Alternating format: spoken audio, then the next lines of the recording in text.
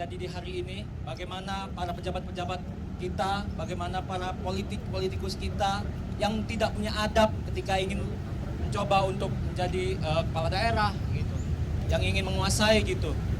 Termasuk juga bagaimana adab seorang anak muda yang harusnya mereka justru mengedepankan ide-idenya, gagas-gagasannya, bukan mengandalkan kekuatan dari orang tuanya, mengandalkan ekonomi ke orang tuanya gitu.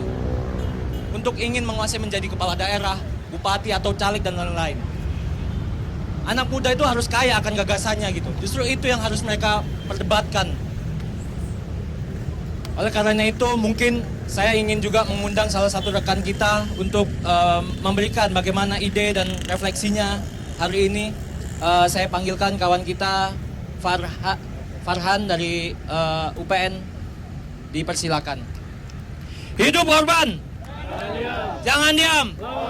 Oke.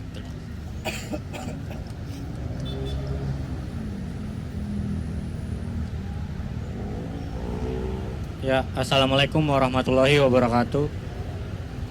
Selamat sore teman-teman semua. Saya Fahran Wahyudi, saya mahasiswa UPN Veteran Jakarta. Di sini saya mewakili sebagai anak muda. Saya anak kelahiran 2001. Saya bahkan belum lahir waktu Orba ditumbangkan. Saya dulu 2019 itu saya sudah bisa memilih. Saya sudah punya hak pilih. Saya memilih Pak Jokowi waktu dulu 2019. Kenapa? Karena yang saya pikirkan saat saya belajar, saya kuliah, itu adalah militer tidak boleh kembali ke pemerintahan. Kita harus kembali dipimpin oleh sipil. Pak Jokowi menjanjikan bahwa akan menegakkan HAM, akan menuntaskan kasus HAM masa lalu. Dan yang lawannya adalah terduga pelaku. Tentu saja kita semua terpikat dan tertarik untuk mendukung Pak Jokowi. Saya pilih Pak Jokowi. Namun saat ini kita dikecewakan. Janji-janjinya dan janji manisnya tidak ada yang dilaksanakan. Bahkan sekarang berada di barisan terduga pelaku pelanggaran HAM, yang mana itu mungkin atau pasti sangat menyakitkan hati dari keluarga korban. Saya sangat menyayangkan, bahkan saya sangat menyesali kenapa saya waktu itu gak golput aja ya. Kenapa saya harus memilih? Ternyata harapan yang saya taruh di pundak Pak Jokowi hilang begitu saja. Dan kita lihat sekarang di berita-berita bahwa pemerintah sedang menyiapkan kebijakan untuk memberikan jabatan kembali fungsional kepada TNI Polri, yang mana itu sudah pernah kita perjuangkan untuk dihapuskan. Kita harus kembalikan lagi TNI Polri ke barak. Namun pemerintah yang menjanjikan untuk menuntaskan pelanggaran-pelanggaran itu malah mengembalikannya lagi. Musuh masa lalu kembali lagi, bangkit lagi. Walaupun sekali lagi saya akui saya belum lahir, tapi saya takut dan saya tidak mau itu terjadi. Terima kasih.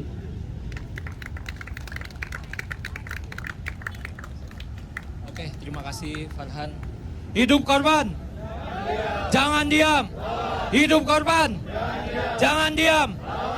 Oke, kawan-kawan semuanya, kita bisa lihat juga bahwasanya apa yang disampaikan Farhan tadi untuk mengingatkan juga gitu bahwasanya anak muda ataupun orang-orang muda yang hari ini, bahkan orang yang bahkan misalkan belum lahir di banyak peristiwa-peristiwa sejarah di Indonesia, itu bukan mengharuskan untuk Anda tidak memiliki nilai-nilai kemanusiaan.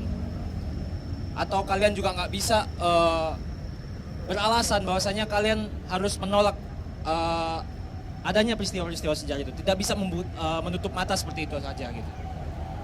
Artinya apa? Kawan-kawan anak-anak muda ini juga harus melek gitu. Kita banyak peristiwa-peristiwa bersejarah terjadi gitu. Semua itu bahkan nggak hanya terjadi mungkin di Papua ataupun di Aceh, itu terjadi seluruh Indonesia, bahkan nggak hanya dulu gitu. Dan itu terjadi sampai sekarang gitu, peristiwa-peristiwa kekerasan yang semulanya hanya konflik-konflik di daerah-daerah akhirnya meluas ke seluruh daerah gitu. Mungkin kita juga bisa mendengarkan salah satu refleksi dari Mbak Dian, nanti mungkin bisa sampaikan bagaimana juga refleksi dari beliau untuk gimana kondisi hari ini gitu, sosial politik hari ini menurut Mbak Dian. Dipersilakan, terima kasih. Selamat sore teman-teman. Hidup korban. Jangan diam. Terima kasih. Perkenalkan, saya Dian Purnomo. Saya adalah seorang penulis. Ketika tadi diminta melakukan refleksi oleh Bu Sumarsi, saya jadi pengen mengajak teman-teman untuk terbang sejenak dari Jakarta. Saya ingin mengajak kita semua terbang jauh ke utara, ke Sangihe. Ada yang pernah mendengar Pulau Sangihe? Sangihe dan Talaut, dulu biasanya gitu kalau di pelajaran SD ya. Tahun lalu saya ke sana beberapa kali untuk melakukan sebuah riset dan menghasilkan sebuah buku tentang perjuangan di sana. Melawan tambang Sangihe ini, tambang emas PT TMS namanya. Pulaunya sangat kecil, menurut aturan jelas-jelas pulau sekecil 73.000 hektar tidak bisa ditambang. Tetapi yang terjadi karena harusnya 200.000 hektar ke atas, tapi di bawah itu 73.000 setengahnya pun tidak ada, dia akan ditambang. Dan yang ditambang lebih dari 50%. Dan satu, dia melanggar aturan dan dibiarkan. Yang kedua, ketika kawan-kawan melawan di Sangihe melalui berbagai jalur hukum dan di Mahkamah Agung akhirnya menang setelah kalah, kemudian akhirnya kasasi dan menang. Secara aturan pun harusnya kawan-kawan menang, mendapatkan daerah mereka untuk tidak ditambang pun tidak dilakukan.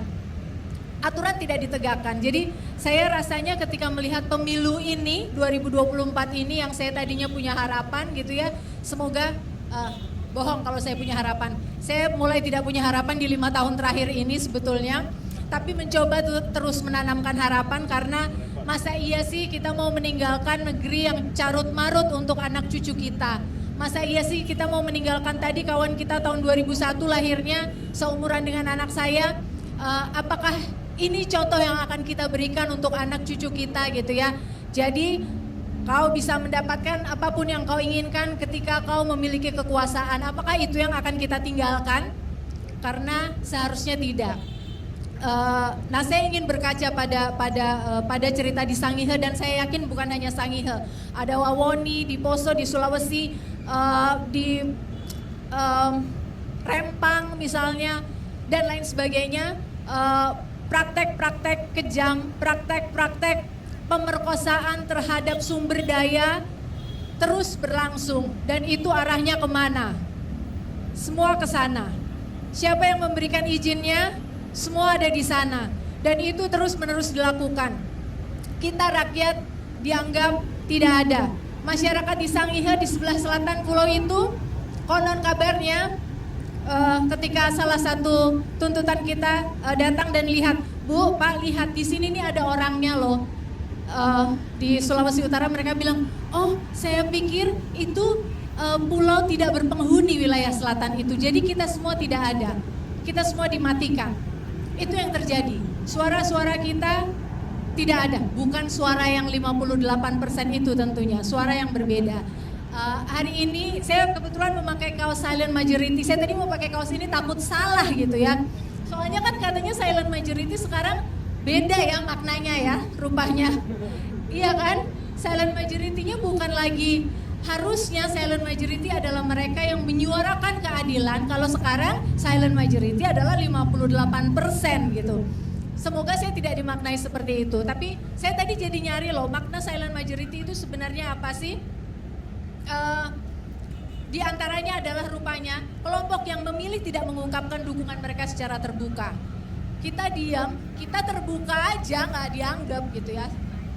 809 kali berdiri di sini terbuka ngadep langsung di depannya, nggak dianggap. Apalagi kalau kita diam, kira-kira lebih nggak dianggap lagi nggak? Iya kan? Jadi karena saya penulis, yang saya lakukan adalah menulis. Beberapa minggu yang lalu Mas Erik pernah waktu itu di sini dan bilang bahwa kita bisa bersuara dengan apa yang kita punya. Beliau adalah kebetulan fotografer, maka menyuarakan dengan foto. Saya menyuarakan dengan tulisan. Jadi saya yakin teman-teman di sini mungkin sekarang anak muda ngonten ya istilahnya. Kita suarakan aja itu gitu. Nggak apa-apa yang baca teman-teman kita sendiri, yang lihat, yang nonton teman-teman kita sendiri. Tapi dari situlah sebenarnya kita bisa membuat si silent ini no longer being silent gitu. Karena kita teriak-teriak nggak didengerin, kita mau melawan pakai cara apa lagi gitu sebetulnya. Kurang lebih itu yang ingin saya sampaikan dan saya berharap kita tidak menghitung perjuangan ini dengan angka. Angka kita mungkin tidak seberapa gitu, tetapi jiwa yang kita lihat di sini. Bulan puasa loh, untuk yang puasa ya, berdiri di sini, datang ke sini, ini menunjukkan bahwa hati kita masih ada, perjuangan kita masih ada, cinta kita sama negara ini masih ada. Hidup korban! Jangan diam! Oke, terima kasih Dian atas refleksinya. Sekaligus juga menekankan bahwasanya